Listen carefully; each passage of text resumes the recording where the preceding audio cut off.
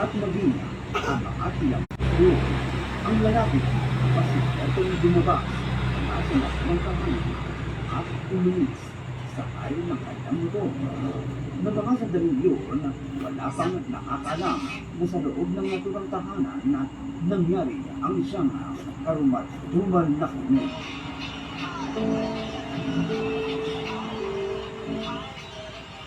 Ang naturang bahay, pag-aari ng pamilya Marina.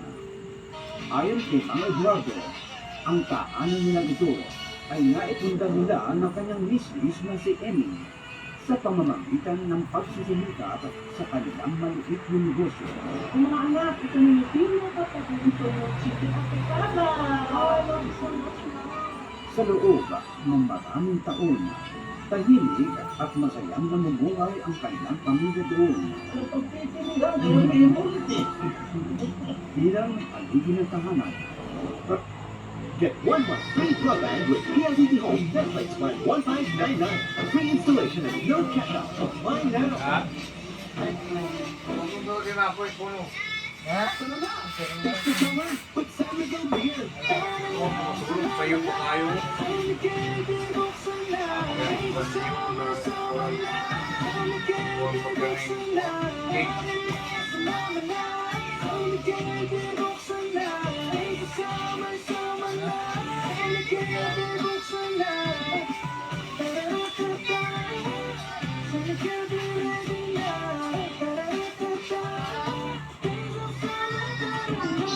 Drink responsibly. Prioridad ni Mang Eddie na maibigay ang pangangailangan ng kanyang pamilya. Kasunod nito, ginawaran ni Mang Eddie ang nararapat para sa kaligtasan nilang lahat. Pinalagyan ko ng tapos yung bahay ko na may matulis para proteksyon sa ating mga ating pamilya. Proteksyon sa mas pamilya. Kaya nga, hindi raw sumabi sa kanyang isip ang trahedyang nakatagdang mangyari. Ang bakod na may mataas at matulis na rehas, walang nagawa para pisilan na ang paparating na trahedya.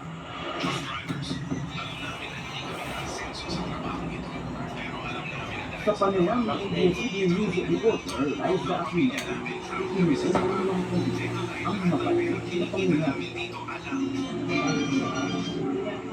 Pasado na 8 ng umaga at 18 ng September 2019, araw ng Biyernes, noong nakaalis na ang kanilang mga anak. Sa di naasahan, dumating na ang kanyang tagapaglaba na si Annalyn Fortuna. Maraming ito. Kasi sa laba mo. Pinakagtagtagin ko yung bukas. Yan ang mga sana ako maglalaba. Ado mo ba? Ate ba? Tuloy ka na. Samantala, dakong alas 9 ng umaga, umalis na rin si Mang Eddie para asikasohin ang kanilang negosyo. Ang aming naiwan sa kanilang bahay ay si Ginang Emmy at ang tagapaglabahan na si Annalyn. Habang nag-aasikaso ng kanilang negosyo si Mang Eddie, wala siyang kamanay-manay na isang tao pa ang narating sa kanilang bahay. Dahil alas 11:30 ng tanghali nang umuwi si Mang Eduardo sa kanilang bahay. Pero tila isang mabigat na taong pala ang isang pagkatuon. This has to be a joke. Ano ka nakatawang kauwi niya? This is impossible. Tinatnan ko yung isang gwardiya. Nagre-release siya ng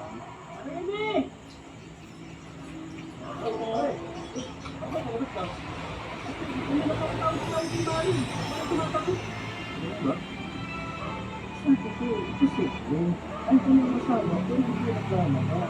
Pinatawag ko yung asawa ko, sabi ko, ma'am, This has to hindi be a siya joke. sumasagot para sa dagitan ko ako. Ay, baka muna, tingnan ko muna si Maring Kalida. Nagtataka raw ako kung si Mang Eddie kung bakit hindi lumalabas ang asawa. Uli!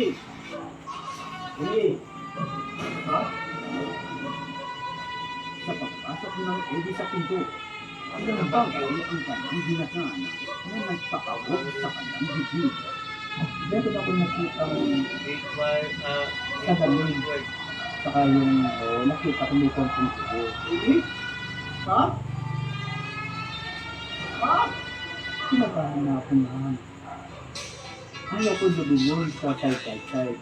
Kasi kinakapaka ko talaga eh. Pero kailangan ko lumilyon. Yung paglilyon ko nakita ko yung asawa ko. Nakagano nakalimuso. Wala naman ko. Nang mga sandaling yun, abot lang nila ang pagdadalang atin mo ng Eddie.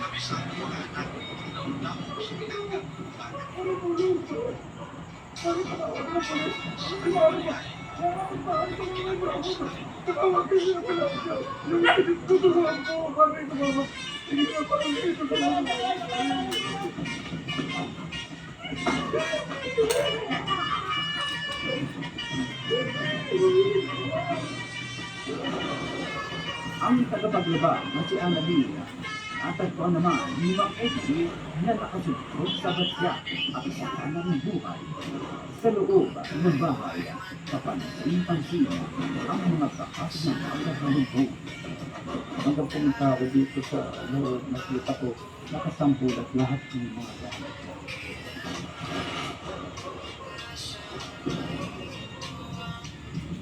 Samantala, kumisponde na rin sa crime scene ang Santa Ana Police. Nung pagdating namin doon, nakita namin yung dalawang biktima. Dumating rin sa lugar ang scene of crime operation na Physical Crime Laboratory Office ng San Fernando, Pampanga. Dito ko, natatawag din tayo para ipakit yung crime scene para makakuha tayo ng mga evidence na pwede ganito. Sa pagsisiyasat ng mga otoridad, lumalabas na intensyon talaga na suspect at napatayin ang mga biktima. Then, maritong beses po siyang may saksak sa kanyang dibdib. Then, naninigo na sa kanyang sariling dugo. And then, mga dapat igagayak, lulutuin ng mga nakakain na nagkalat yung mga hipon, papayang ginagdag, doon sa may, at doon may makikita rin bakas yung dugo. Kalinus-lunod sa linya ang sinapit ng biktima ni si Annalena. Sa investigation namin, nasa laundry area si Annalyn noon nakatugtog sa may bata. Malamang naglalabas siya ng oras na yun. May tama siya ng tatlong saksak siya ng kutsilyo. Na-recover naman sa crime Nung nagsisimula ako kumanta professionally, naging part na siya ng aking warm-up routine. Pag natipil ko ng scratch yung throat ko at magkakasakit, when I take Ninjong Aqua Syrup, it immediately soothes my throat, relieves hoarseness, cough, and it expels phlegm. I always have one in my bag and at home para prepared for any urgent need. Ikaw, anong kwento ng Ninjong Aqua mo? Ninjong Aqua Syrup, my #1 choice.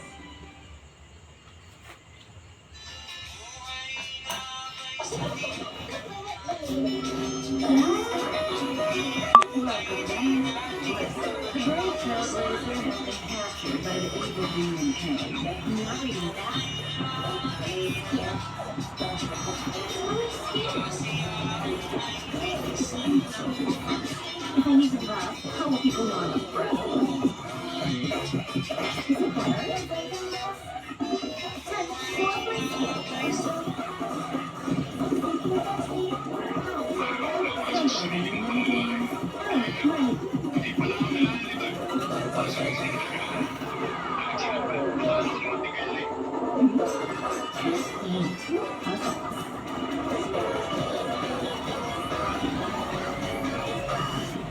That's it.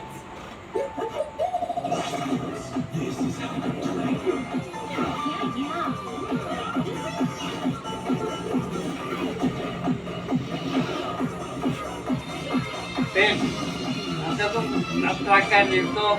Kasi dili mo andar katong babati rin yung dana yung gamiton. Dili mo andar sa katong tipo yung charge ni mo. Bateri dali mo makandar na.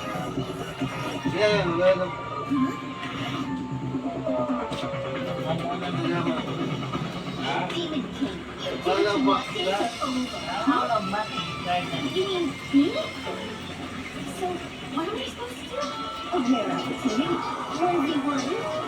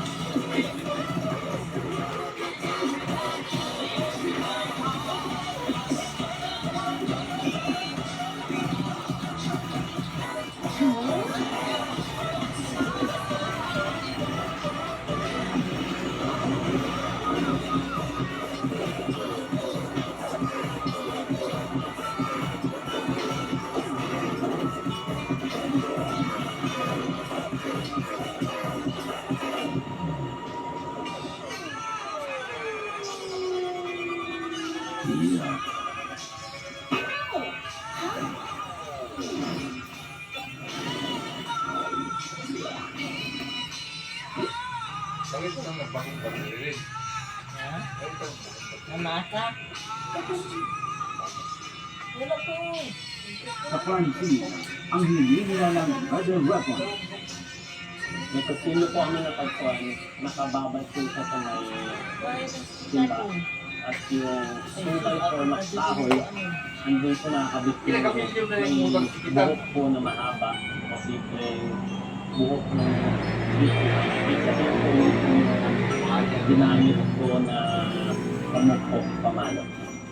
Talaga namang brutal ang sinapit ng mga biktima sa kamay ng salarin. Masakit na masakit na. Pero kahit na masakit na masakit, binalabanan ko. Si Iris, na pamangkin ng tagapaglabangan si Annalena, nagulat at nagdalamat sa sinapit ng kanyang tiyan. Masakit ko na nawala yung tita ko, biglaan kong pagkawala niya. Wala naman po talagang signals na mawawala po yung tita ko. Kaya yung binalita po sa akin, parang masusyak ka na lang po talaga. Nakita mo yung tita mo, duguan, nasa batsa na yung katawan niya, babad na babad sa tubig. Base sa sitwasyon sa Francine, alabas ng pagnanakaw ang ibo sa krimen. Ako yung tumis Mr. Marin, ang nawawala sa kanya is 50,000 din na lahat. Yun yung mga ano, parang nilooban yung bahay. Pag kasi pinatay yung dalawa, usual, pinatay para walang witness. Pero sino na ba ang ito?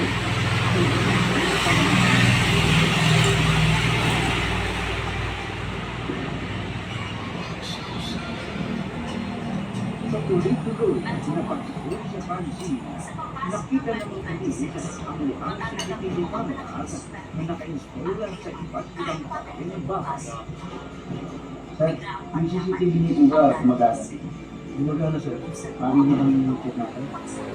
Pero sir, i-check natin. Ang problema, sinabi rin ang CCTV. Sir, yung report ng suspect tabi. Wala yung modem nila. Nakita namin, nakatanggal, nakabunot yung mga wire. Sir, subukan natin yun. Baka kami mo.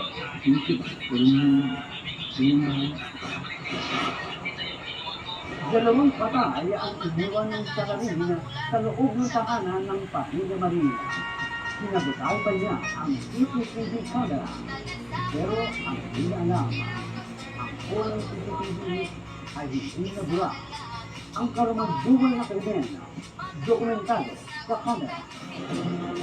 Ang mga footage sa nangyaring krimen na napili sa hard drive ng CCTV recorder. Ito ngayon ang tinututukan ng yung bayaran autoridad. yung asukay? Bayinon pa na, Noy.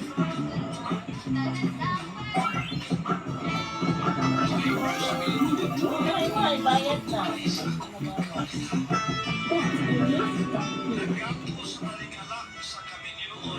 Student is now Maribel. New name and exciting features. Enjoy up to 3.75% interest per annum, credited daily. With free transfers to other banks or e-wallets. Unlock cashback and discounts on your daily payments, QR, cards, bills, and mobile load. And card, which gives up to 2% cashback on purchases and no FX fees when spending in store abroad. Download Meritite today. Para matukoy ang suspect sa krimen. Sir, gumagana na. Paano mo ba kayo mag-operate? Yes. Dahil hindi sanay si Mang Eddie sa pag-operate ng CCTV, ang noong 12 taong gulang na si Fiona, anak ni Mang Eddie at aning Emmy, ang tinawag para makita kung may naiwang recording. Kung mga CCTV na kayo sa hindi ordinary CCTV at mga high definition na CCTV sa camera na crystal sa bahay nila. Agad sinuri ng Santa Ana Police at ng Pamilyang Marina ang CCTV footage. At nagula si Mang Eddie na makita sa video ang lalaking pumasok sa kanyang bahay.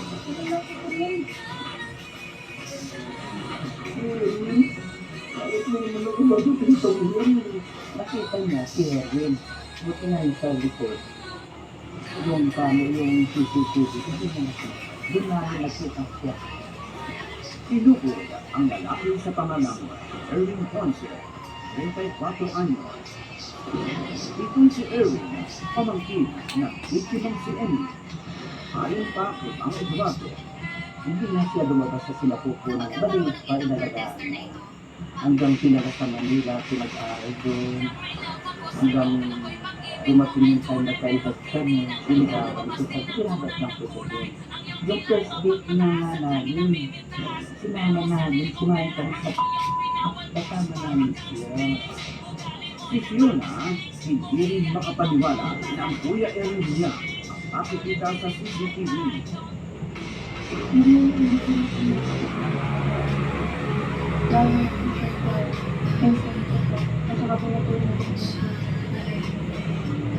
Hindi maabot ang pag-unawa ng pamilya at mga kaanak ni Aling Henry kung bakit nangyari doon sa kanilang mahal sa buhay. Lalo ang Salarina ay pamangkin ni Emmy na nakakalabas-masok sa kanilang bahay. Sino ba magdududa? Kung magdududa, di ba lang?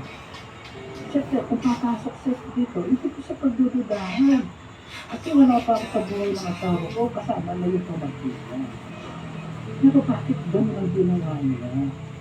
Dahil ba sa bisyo niya? Tita! Oo, yun, saan ka magaling? Diyan lang dito, sa kabilang barangay, sa barkada ko.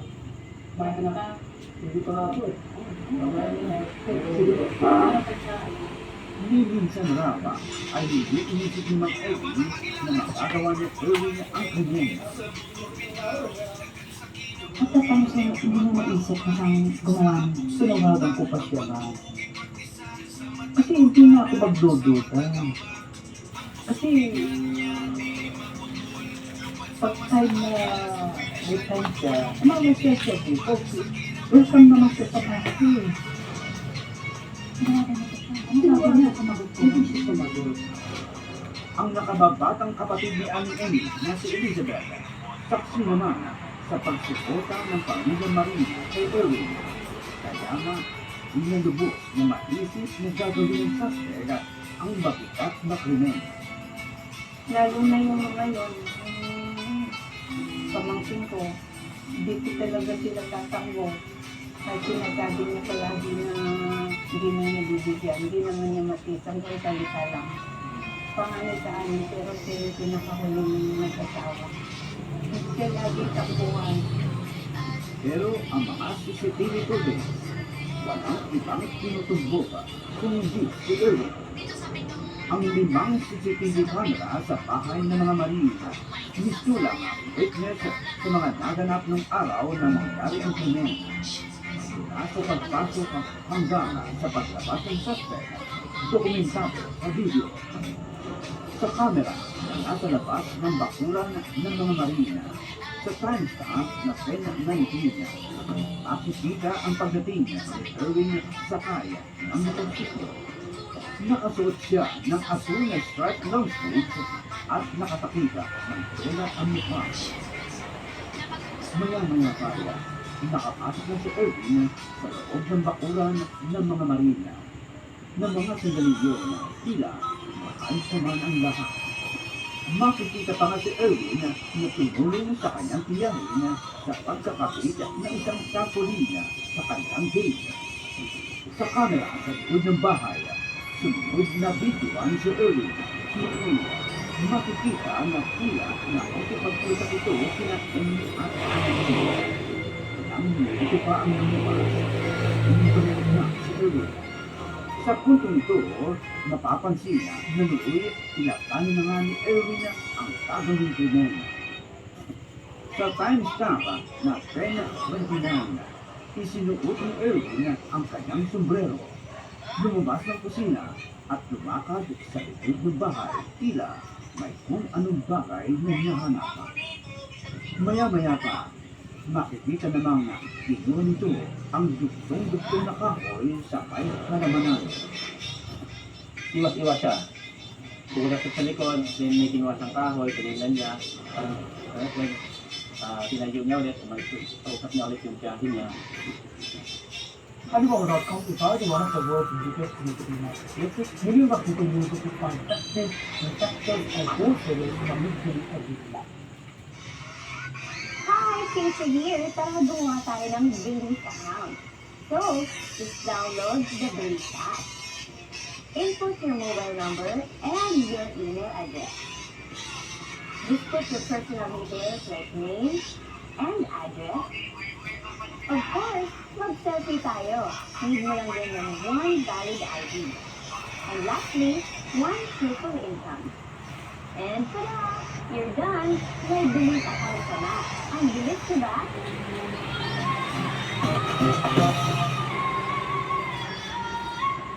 Sa isa pang anggulo ng camera, makikita si Erwin na hinubad nito ang sweatshirt. Sa punto nito, makikita ang maroon na t-shirt na suot ng suspect. Ilang dito pa, sa timestamp na 10:37, makikita ang pagbalik ni Erwin sa likod ng bahay. Pumunta yung suspect ulit sa kahoy, kung saan ng nayo, at kinuha niya to at nilagay niya doon sa palapit sa kusina. At tinapon niya sa may upuan. Habang pinanonood ang CCTV, si Mang Eduardo parang dinudurog ang puso. Malino kasi ang masamang intensyon ng taong kanilang pinagkatiwalaan. Pero mas mabigat pa ang mga susunod na makikita sa ebidensyang video. Sarili bilang kapamilya, nagmisulang isang berdugo. Sa timestamp na 11:11, mapapansin na tila may kumusunang sa loob ng kusina. Parang narinig ng labandera, umayo yung labandera. Sabay naman ito paglabas ng suspect at nakataw niya yung labandera sa bato. Na walang malay yung si Annalyn Katahan at asubsob sa pasyano may tubig. Apat na sunod-sunod na palo ang kinakawalan ni Erwin. Pumasok si Erwin sa loob at kusina. Pero beses pa na palos ang ulo. Bila nakakusog na si Amy.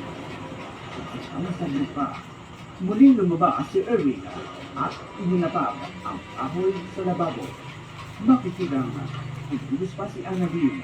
Pero, isang binalikan ni Erwin at binambams pa ang 2 beses. Dito na tuluyang inuntog si Annalyn sa batya. Pero hindi pa doon natapos si Erwin. Kinuha niya yung kutsilyo at nila niya yung tiyahin niya doon sa sila. Nung lumabas siya, bigla niyang inundayan ng saksak sa ito si Annalyn Katahan yung labandera. Si Erwin, noon nakita pa sa kusina na balisa at nagkamadaling kumilos papasok sa loob ng bahay. Sa timestamp na 11:52, natapos ang video recording. Ipinagpalagay ng mga otoridad. Dito na, ituturan ni Erwin ang koleksyon ng CCTV. Dito na rin niya isinagawa ang paghahalugog at pagnanakaw sa kwarto ng mag-asawa bago ito tumakas. Pagkatapos niyan ay nung nakita sa CCTV, lumabas na siya at sinakyan niya ang motor at tumakas. Nagpupulok sa galit si Mang Eddie sa mga nasaksiyan niya sa video. Na ilang beses niya binigta ang sa dibdib. Ito beses. Makikita mo talaga ito na lahat yung na magagawa ng isang normal na tao. Lalo na kung ang bukas na pamabalik at magpaaruga sa iyo. Napunan ka. Hindi ka nga lumabas kasi napupunan ka. Pero siyang nagmalaki hanggang pinag-aakatan niya. At ikaw pa mismo sakitan. Wala naman pinakita na sa mga kita niya sa kamay. Bakit nagawa niya yun? Sana ang ginawa na lang na kung ano yung dapat kuhanin. Dapat kuhanin na lang. Hindi na pinakaya. O di ba ba? Sa puntong yun, agad naman nagsagawa ng follow-up operation ang Santa Ana Police para arrestuhin si Erwin. Erwin Ponce, naaresto ka namin sa salang Radio Reed Homicide. Ako na lang pinuntasin ka namin yung bahay niya. So pala, hindi 3 araw na hindi umuwi sa bahay nila. Hanggang sa, dahil sa tulong ng mga kakaganap din nila, may turo ko sa nakagtatago. Dahil pinabukasan ako natin ng umaga, September 21, nakuha natin siya rin. Hindi naman siya ng laban sa mga masamang maayos. At parang nakikita natin na talagang alam yung pangyayari. Ano natin yung gumawa, sir? Bali, pinal natin yung kaso ng robbery with homicide na sa suspect. At napay na po ito, fiscal ang isa San Fernando. Sa kasalukuyan, nakatiik na sa Pampanga Provincial Jail ang suspect na si Erwin Ponce. Sa alam ng patas na pamamahayag, sinubukan namin kunin ang kanyang panig. Subalit, kung ginisang, wala sa amin. Dalawang buhay ang nasabi sa paregla sa tahanan ng mga marina. Matinding tigatin ang naramdaman na naanak ng nila ng analin. Kaya po, hindi na siya makalala. Kapag buhay na siya hindi pa pa talagang ganang pamaawan ng ginawa niya. Makalipas ang 6 taon na mangyari ang malaking nakahutla sa pamilya Marina. Hustisya pa rin ang sigawa ni Mang Eddie. Para makalapag na yung kalooban ko. At kung namataya ng RPAD sa kasiyanan niya. Hanggang ngayon, nangangamba pa rin ang kalooban ko. Kasi kahit nakakulong siya nga, hindi ako sa panakon. Oo, hindi siya nagpapakita sa ako. Pero, anong nataon naman hanggang ngayon? Ate, ang dami ko po iniisip. Wala na akong pambili ng vitamins. Ano ba ang gagawin ko? Naku, mami, huwag ka masyadong kabahan. May Panadol at kahit Android phone at valid ID lang, walang credit history na kailangan. Talaga? Ano kung kailangan ko agad like ngayon? Madali lang. Apply in minutes. Ay, ang galing. At least hindi ko na kailangan manghirang pa sa iba. Sigurado pa. Oo, trusted at secure. Hindi sila tatawag sa family or friends mo. Kaya kung may bigla ang gastos, magtiwala na sa tala. Si Elizabeth na nakababatang kapatid ni Benny. Hindi pa rin masigura ang bulkan na kanyang sinapid ng kanyang ate na ang mismong akusado ay ang kanyang pamangkin. Madami yung sasabi sa akin na hindi daw lang ang kapagkakala. Hindi naman ako sure. Sabi ko, nagsasabi niya lang yan kasi hindi sa inyo nangyari. Pero kung sa inyo nangyari yan, siguro ganyan din ang pakiramdam niyo. Hindi talaga, hindi ko tayo sila kasi mapapatawan. Si Eduardo hanggang ngayon ay patuloy na nangungulila sa kanyang daong asawa. Hindi, kahit na nasa ibang buhay ay nasa ko. Hindi ko siya pwede pagpatutin. Ito ba naman? Kaya ang ngayon. Si Fiona, patuloy ang pagkakila sa inyong nagmangos ng pagmamahal at pagkakalugan sa kanyang tahanan. Pinapahalagan ko naman po yung magandang news ko ngayon dito sa live. Para yun lang po yung iniisip. Para rin po sa mga nangyari. Hindi naman na.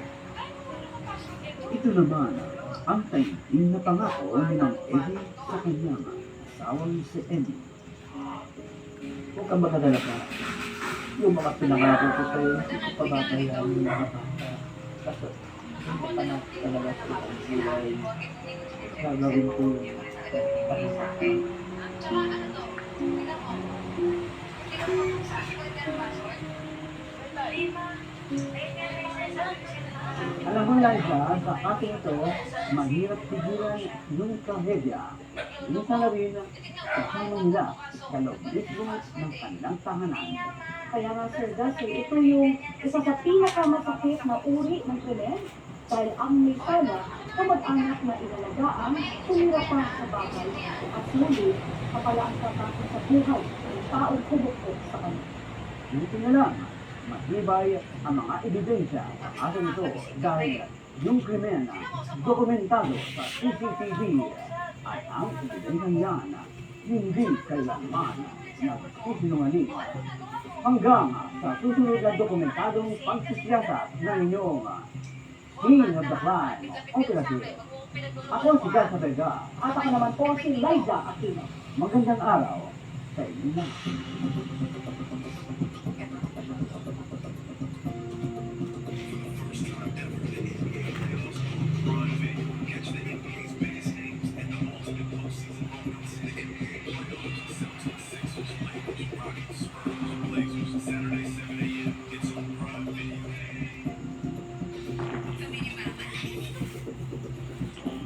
Ano sabi mo, Manda? Ha? Ano wala? May kausap ka eh. Nakakarimahin ko lang. Ano na yan? Dito naglolo ko, Amanda. Nagpalit ka ng password eh. Nagpalit ka eh. Wala, Mama.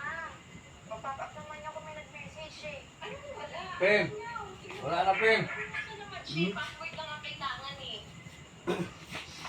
Getting extra money just by shopping alone, pag-usapan natin. As in guys, every time I buy, I have to make sure that I check Shopback first.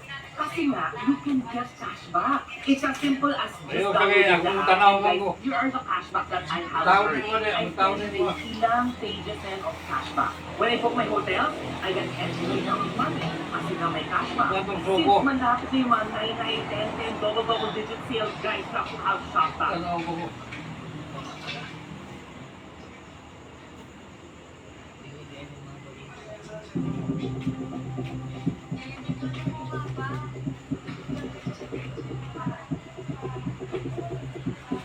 Tawagin mo na.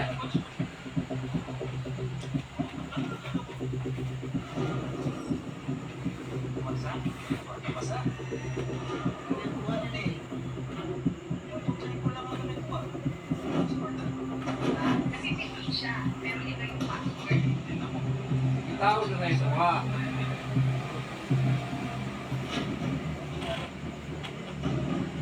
Pwede ako makalupin dyan. Sige lang. May nakita ka bang nakaitim na jacket na lalaki? Utang kasi sa akin yun eh. Madalas ka dito? Bakit ka nakaupo dyan? Kasi inaantay mo. Naluloko mo lang ako ah. Tatanong lang naman ako eh.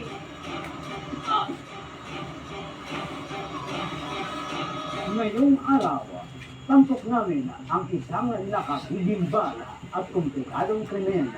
Ang ating ito, isang malaking hamon sa sinumang hahapon.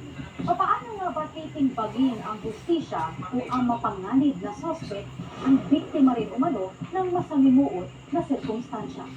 Ako si Gasa Vega. At ako naman po si Liza Aquino. Ito ang King of